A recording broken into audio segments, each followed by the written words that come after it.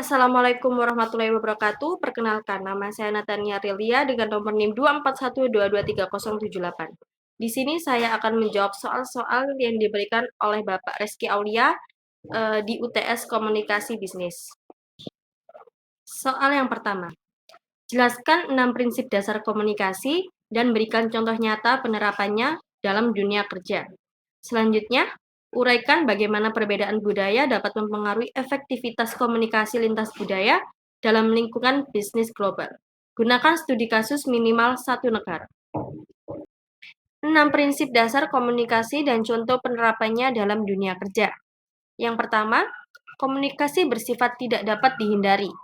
Contohnya, saat rapat seorang karyawan melipat tangan dan mendengus. Itu menunjukkan sikap walaupun dia diam. Yang kedua, komunikasi selalu mengandung aspek isi dan hubungan. Contohnya, atasan berkata, selesaikan laporan hari ini. Artinya permintaan laporan atau isi dan menunjukkan otoritas atau hubungan. Yang ketiga, komunikasi bersifat irreversible. Sekali pesan disampaikan, tidak bisa ditarik kembali. Contohnya, email bernada kasar bisa menimbulkan konflik meskipun sudah meminta maaf. Yang keempat, komunikasi bersifat dinamis. Komunikasi berubah tergantung situasi dan hubungan antar individu. Contohnya, awalnya rekan kerja berbicara formal, lalu jadi lebih santai setelah sering bekerja sama. Yang kelima, komunikasi terjadi dalam konteks. Efektivitas komunikasi bergantung pada tempat, waktu, situasi, dan hubungan. Contohnya, presentasi ke direksi perlu gaya formal, beda dengan diskusi tim. Yang keenam, komunikasi dipengaruhi oleh persepsi. Pesan ditafsirkan berbeda tergantung pengalaman dan sudut pandang penerima. Contohnya, kritik dari atasan bisa dianggap membangun oleh satu orang, tapi dianggap menjatuhkan oleh orang lain. Studi kasus. Singapura dan Jepang adalah dua negara Asia yang maju dan aktif dalam bisnis global, namun memiliki pendekatan komunikasi yang berbeda karena budaya masing-masing. Gaya komunikasi Jepang atau budaya high context. Pesan disampaikan secara implisit dan sangat memperhatikan konteks isyarat nonverbal dan hubungan sosial. Lalu, Singapura lebih low context, terutama dalam lingkungan bisnis yang multikultural. Komunikasi cenderung lebih langsung terutama di perusahaan yang mengadopsi budaya barat. Lalu pengambilan keputusan. Jepang prosesnya lebih lambat dan kolektif melalui sistem ringi, yaitu konsultasi berjenjang sebelum keputusan diambil. Singapura lebih fleksibel dan pragmatis, mengutamakan efisiensi dan terkadang mengadopsi gaya pengambilan keputusan ala barat. Lalu, hierarki dan formalitas. Jepang sangat menjunjung hierarki dan tata krama, gelar senioritas, dan status sangat dihormati. Lalu Singapura, meskipun hierarki tetap dihargai, budaya kerja cenderung lebih egaliter, terutama di perusahaan multinasional. Lalu soal yang kedua, bandingkan komunikasi verbal dan nonverbal dalam konteks profesional. Jelaskan, mengapa komunikasi nonverbal masih sering dianggap lebih jujur dan berikan contoh kasus kesalahpahaman yang disebabkan oleh ketidaksesuaian antara pesan verbal dan nonverbal. Perbandingan. Dalam dunia profesional, komunikasi memainkan peran vital dalam membangun kerjasama, menyampaikan instruksi, dan membentuk citra diri.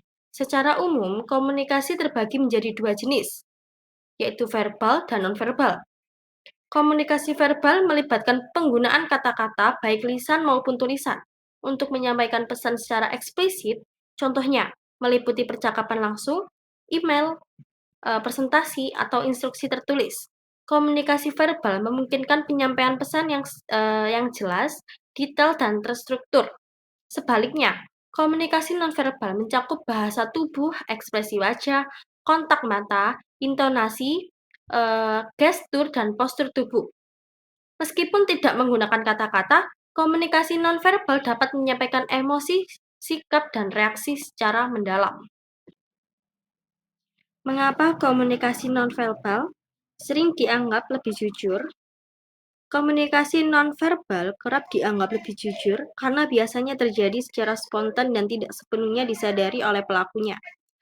Seseorang mungkin bisa mengatur kata-katanya, tetapi sulit menyembunyikan ekspresi wajah, perubahan nada suara, atau bahasa tubuh yang muncul sebagai respon emosional alami. Oleh sebab itu, komunikasi nonverbal sering mencerminkan perasaan dan niat yang sebenarnya, bahkan ketika kata-katanya bertentangan.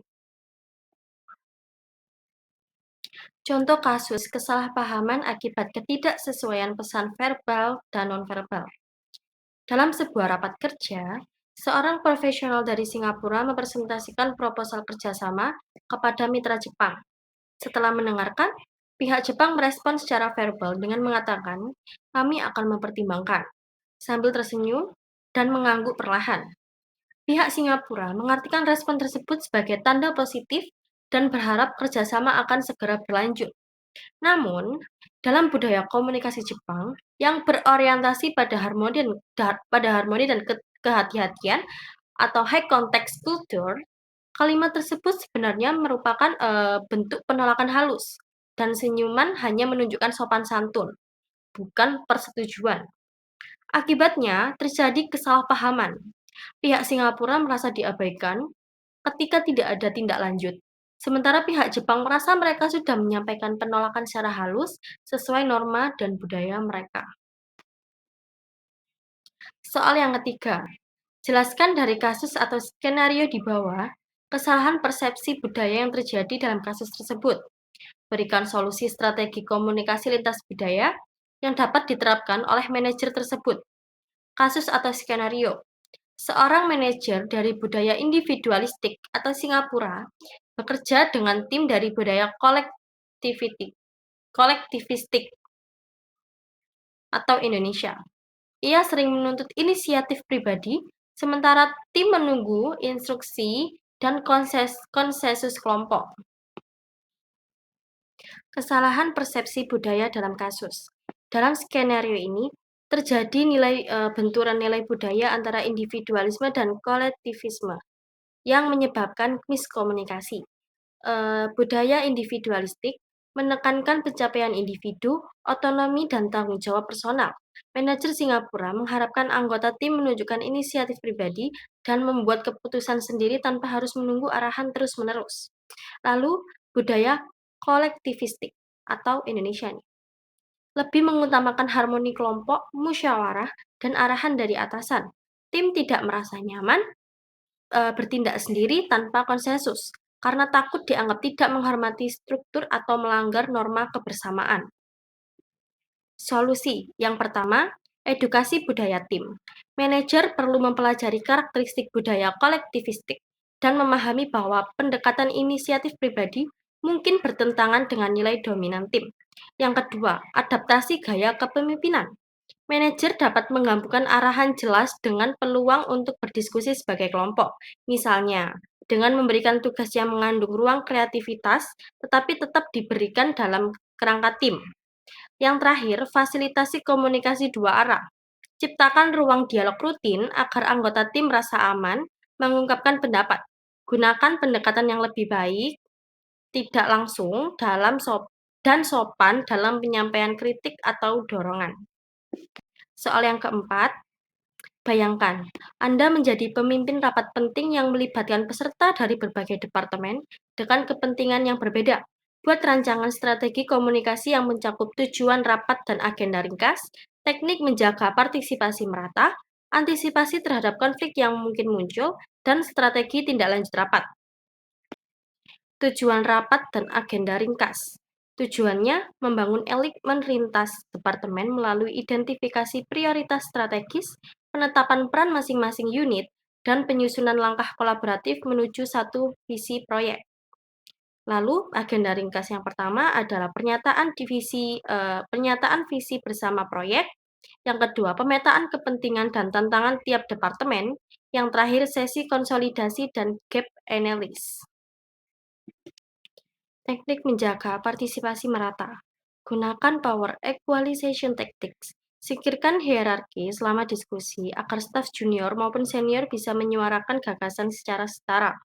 Yang kedua, teknik silent input. Mulai dengan sesi menulis diam 1 sampai 2 menit agar ide dari individu yang pendiam tetap muncul sebelum dominasi diskusi.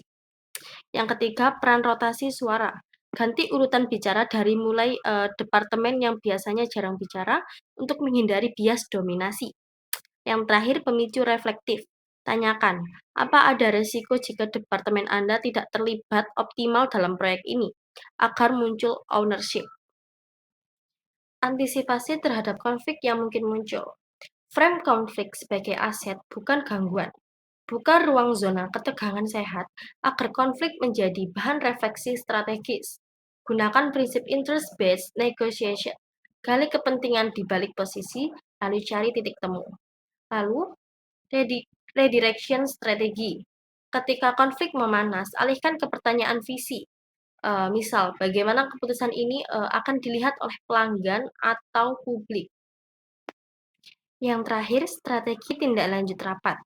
Dokumen tindak lanjut berbasis naratif solutif, bukan sekedar notulen, tapi mencantumkan logika keputusan, asumsi resiko, dan alasan strategi. Lalu, trigger feedback 360 degrees. Setiap peserta wajib mengomentari minimal satu ide dari departemen lain sebagai bukti partisipasi aktif. Lalu selanjutnya, review poin berbasis indikator mikro. Tidak menunggu hasil besar, tapi tiap minggu ada satu metrik kecil yang dilaporkan untuk memastikan konsistensi komitmen. Lalu buat project pack atau dokumen 1 halaman yang ditandatangani semua peserta berisi komitmen lintas fungsi yang bisa dipajang di ruang kerja bersama. Sekian jawaban dari soal-soal di atas. Saya Natania Delia, mohon maaf jika ada salah kata. Wassalamualaikum warahmatullahi wabarakatuh.